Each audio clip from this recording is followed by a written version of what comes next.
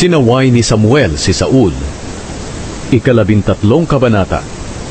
Si Saul ay 30 taong gulang nang maging hari ng Israel, at naghari siya rito sa loob ng 42 taon. Pumili si Saul ng 3,000 lalaki sa Israel para makipaglaban sa mga Filisteo. Ang mga hindi napili ay pinauwi niya.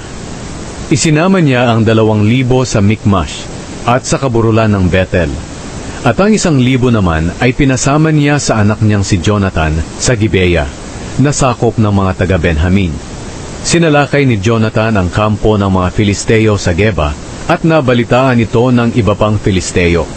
Kaya iniutos ni Saul na patunugin ang trumpeta sa buong Israel bilang paghahanda ng mga Hebreyo sa digmaan. Nabalitaan ng mga Israelita na galit ang mga Filisteo sa kanila dahil sinalakay ni Saul ang kampo. Kaya nagtipon ang mga Israelita sa Gilgal kasama ni Saul. Nagtipon ang mga Filisteo para makipagdigma sa mga Israelita. Mayroon silang 3,000 karuwahe, 6,000 mga ngabayo, at mga sundalo na kasindami ng buhangin sa tabing dagat. Nagtipon sila at nagkampo sa Mikmash, sa silangan ng Bet-Aven. Nang makita ng mga Israelita na nanganganib ang sitwasyon nila, nagtago sila sa mga kuweba, talahiban, mga batuhan, hukay at mga imbakan ng tubig. Ang iba sa kanila ay tumawid sa ilog ng Hordan papuntang Gad at Gilead. Naiwan si Saul sa Gilgal at nanginginig sa takot ang mga kasama niya. Naghintay si Saul kay Samuel sa Gilgal ng 7 araw ayon sa sinabi ni Samuel sa kanya. Pero hindi dumating si Samuel. Nang makita ni Saul na unti-unting nag-aalisa ng mga kasama niya, sinabi niya, "Dalhin ninyo sa akin ang handog na sinusunog at ang handog para sa mabuting relasyon."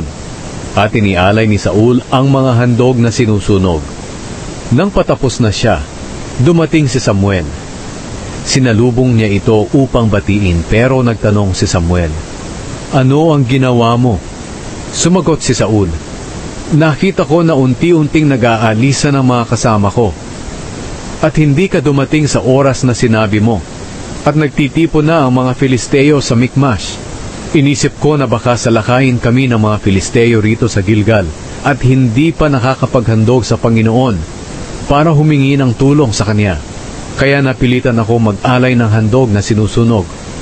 Sinabi ni Samuel, "Kahangalan ang ginawa mo.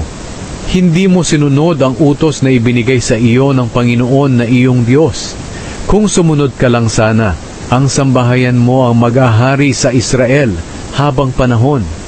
Pero hindi na ito mangyayari, dahil nakakita na ang Panginoon ng taong susunod sa kagustuhan niya, at ginawa na siyang pinuno para sa kanyang mga mamamayan, dahil hindi ka sumunod sa utos ng Panginoon."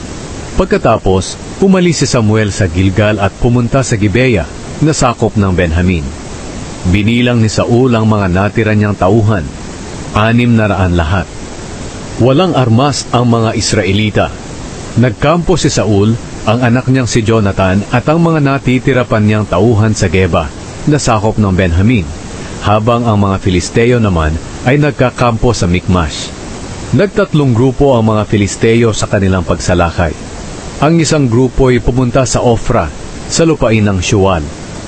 Ang isang grupo ay sa Bet-Horon, at ang isa ay pumunta sa hangganan kung saan matatanaw ang lambak ng Zeboim na papunta sa disyerto. Nang mga panahong iyon, walang panday sa buong Israel. Hindi sila pinayagan ng mga Filisteo, dahil sinabi nila, baka gumawa ng mga espada at sibat ang mga Hebreyo. Kaya kinakailangan pa ng mga Israelitang pumunta sa mga Filisteo kung maghahasa sila ng kanilang talim ng araro, piko, palakol at karit, at mahal ang singil sa kanila. Ang bayad sa pagpapahasa ng araro at piko ay 2 pirasong pilak, at sa pagpapahasa ng palakol at talim ng pantaboy sa hayop ay 1 pirasong pilak. Kaya ng araw ng digmaan, wala ni isang sundalo sa Israel ang may espada at sibat, maliban kina Saul at Jonathan.